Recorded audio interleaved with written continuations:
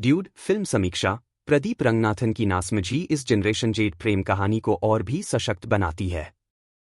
हालांकि प्रदीप और ममिता बैजू ने संगीत दिया है, लेकिन बेहतर लेखन के साथ अन्य किरदार भी निखर सकते थे।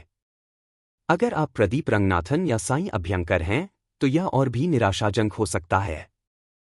लव टुडे और ड्रैगन जैसी फिल्मों की सफलता के बाद इस युवा अभिनेता की तुलना एक अन्य वरिष्ठ स्टार से की गई है, शायद इसलिए क्योंकि उनके हाव भाव और बॉडी लैंग्वेज आपको उस स्टार के युवा दिनों की याद दिलाते हैं। अपने स्वतंत्र संगीत एकल, काची सेरा, आसा कूड़ा और विजी विकुरा की सफलता के बाद इस युवा संगीतकार की तुलना एक अन्य संगीतमय रॉकस्टार से की गई है, शायद उनके संगीत की ध्वनि और समग्र व्यक्तित्व के कारण। ड्यूड की शुरुआत एक शादी के हॉल के दृश्य से होती है, जिसमें पृष्ठभूमि में 1990 का लोकप्रिय रजनीकांत का गाना नूरू वरुषम बज रहा है। अमुधा नाम की एक लड़की की शादी हो रही है और अगन, प्रदीप रंगनाथन, उसे बधाई देने के लिए कतार में खड़ा है। वह घबराहट से उसे घूरती है। वह भी उसे घूरता है। इसके बाद जो होता है वह एक धमाकेदार शुरुआत है, बिल्कुल सही, क्योंकि यह फिल्म दर्शकों के लिए दीपावली 2025 में खुल रही है, जिसमें प्रदीप कुछ ऐसे काम करता है जो बिल्कुल प्रदीप जैसे हैं।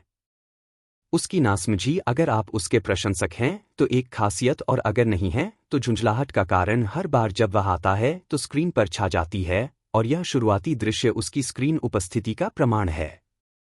वह अमुधा से जो कहता है वह महत्वहीन है, क्योंकि वह शुरुआती दृश्य मुख्य नायिका कायल, ममिता बैजू से परिचय कराने जैसा है। अमीर और विशेषाधिकार प्राप्त वह एक धनी मंत्री की बेटी है, जिसका किरदार शरत कुमार ने निभाया है। कायल कहानी का उतना ही अभिन्न अंग है जितना अगन। और इस तरह हमें अगन और कायल के दिलों की सैर करने का मौका मिलता है, जो जन्म से रिश्तेदार और बचपन के दोस्त हैं।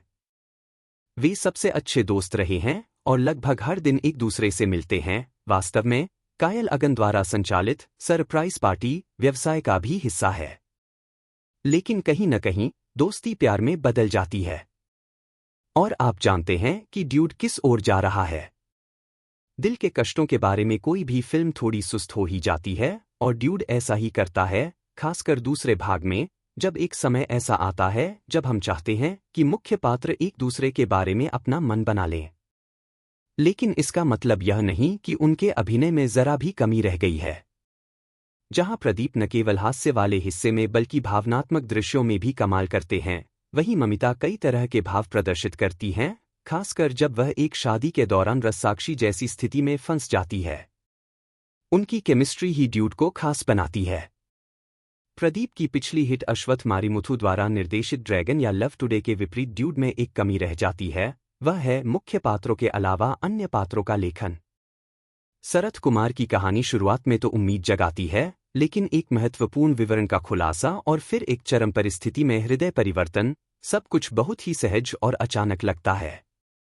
दूसरे भाग में भावनात्मक स्तर पर उतार चढ़ाव एक जीवंत फिल्म के लिए थोड़ा अटपटा लगता है। सिनेमैटोग्राफर निकेत बोम्मी के फ्रेम मुख्य किरदार के अस्थिर मन के साथ तालमेल बिठाते हैं, ज्यादातर दृश्यों को रंगीन प्रॉप्स से भर देते हैं, जो दर्शकों के बीच जेनजी सदस्यों को लक्षित करने के फिल्म के इरादे के साथ पूरी तरह मेल खाता है।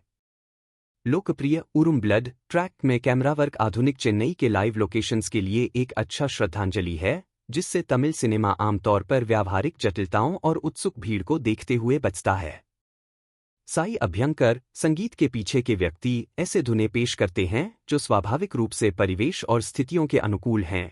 उनके उरुम ब्लड ट्रैक फिल्मी संस्करण और अनप्लग्ड संस्करण कानों में गूंजने वाले हैं। चाहे आप उन्हें पसंद करें या नहीं, ड्यूड प्रदीप रंगनाथन के बड़े मंच पर आगमन का प्रतीक है। हो सकता है कि उन्होंने हाल ही में रजनीकांत मलहासन की प्रस्तावित बड़ी फिल्म के निर्देशन के लिए चुने जाने से इनकार कर दिया हो, और यह एक अभिनेता और स्टार के रूप में उनके भविष्य के लिए एक वरदान साबित हो सकता है। क्या हम सब अब भी ड्यूड चिल्ला रहे हैं?